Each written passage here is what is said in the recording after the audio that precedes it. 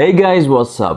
أباوع انكليزي وافتهم، أباوع فيلم وافتهم، بس اريد اجي اجرب واحكي ما اعرف، او انا من اسمعهم يفتهموا افتهمهم بس من اريد احكي ما اعرف، او اني اعرف كلمات بس ما اعرف اسوي جملة ولا اعرف احكي بيهن.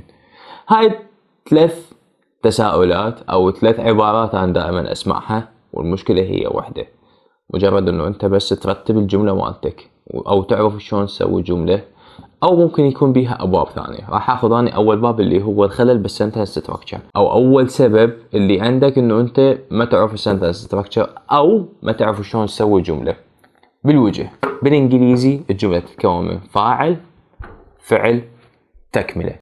زين، شنو الفاعل وشنو الفعل وشنو التكملة؟ الفاعل هو الشخص او موضوع الجملة، مثلا يكون التليفون، مثلا اقول التليفون حلو، هذا الفاعل التليفون هنا. مثلا اقول عمر حلو، اكيد هو سين، الفاعل هنا راح يكون عمر. فالفاعل هو موضوع الجملة، الفعل هو الفعل مال الجملة مبينة، والتكملة هي بقية الجملة. انا ما راح اتطرق انه مثلا راح نشوف الفاعل اذا اجى هي وشي وات واز وار وام هيك يجي وياهن وهاي الملاعب كلها، او يجي انه مثلا اسال الشخص الثالث، لان هاي حاكين عليها فيديو سابق. واذا تبدون نحكي عليها مره ثانيه هم كتبوا لي بالتعليقات، هاي راح نعوفها. راح نجي عليها من راح نجي انه احنا مرات نشوف جمل مدى نعرف شلون تصير. مثلا من نقول عمر plays football، عمر plays football، انا اعرف انه عمر play football. اس الشخص الثالث خليناها هذا استخدمناها ويا الهي. بس من نقول عمر is a football player، زين هنا صار شنو السالفة؟ انت مو قلت اكو فاعل وفعل وتكملة؟ زين الاس فاعل الاس فعل. اي حبيبي الاس فعل، الاز منين جاية؟ جاية من الفعل بي اللي هو يكون، to be or not to be، مقولة شكسبير معناها اكون او لا اكون. الفيرب to be هو يكون. اكو ناس تسميه فعل ربط، وهاي انا ما احب هاي التسمية. ليش؟ لان يقول لك انه هو يربط الصفة بالموصوف، وهاي ما احبها. اكو من يسميه هو فعل كينونة، وهاي شوية حلوة بيها فلسفة. الكينونة شنو هي؟ صفة كائنة في الشيء. مثلا هذا اسود، صفة لونه او سواده هي كائنة فيه، يعني موجودة بهذا التليفون. فاعل يعني مثلا من نقول I am tall، طبعا انا مو كلش طويل بس اتمنى لو عندي بعد 5 سنتيمات. I فاعل، am كينونة، فعل كينونة اللي معناه يكون، tall يعني عمر يكون طويل.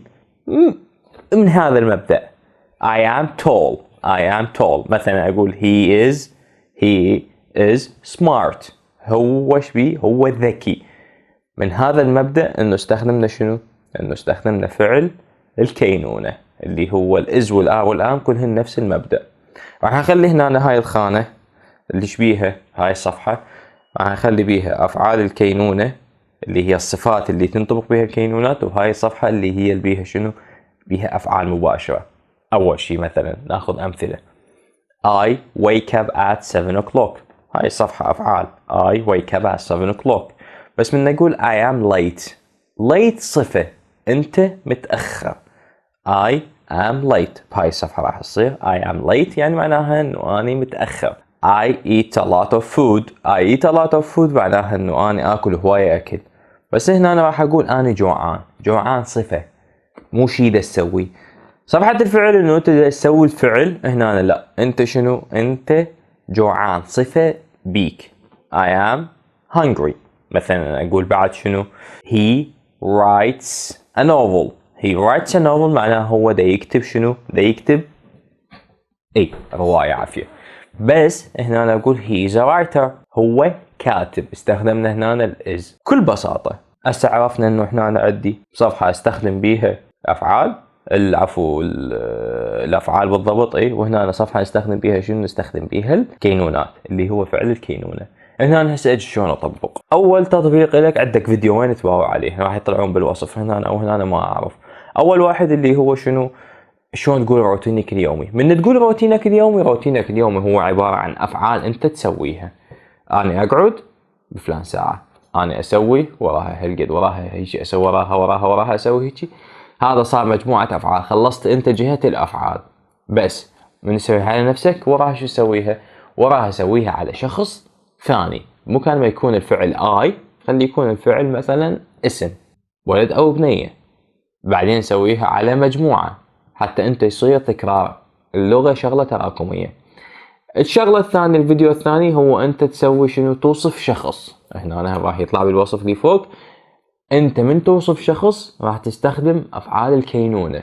هو طويل، هو شعره احمر، هو ما ادري شنو. شعره احمر منو؟ خرب الحظ، عوفوا الشعر. هو طويل، هو وسيم، هو يخبل، ايه هو كل هذاني. هاي راح شو تسوي بيها؟ راح توصف بيها الاشخاص. زين، يبقى هنا أنا عندي بعد شنو؟ انا خلصت هسه هذا الفيديو وين وخلصتها. يبقى هنا انت التطبيق. بعد راح تطبق على ارض الواقع شلون تباوع. هذا الشخص توصفه انت، هذا الشخص دا يسوي هيجي، هذا الشخص دا يصير هيجي، دا يسوي هيجي، دا يسوي هيجي. تجمع الجمل. انا دائما ما احب احكي بالبيسكس لان ما اعرف، احس انه تشوفوها باي مكان. يعني احاول اطلع بشي جديد.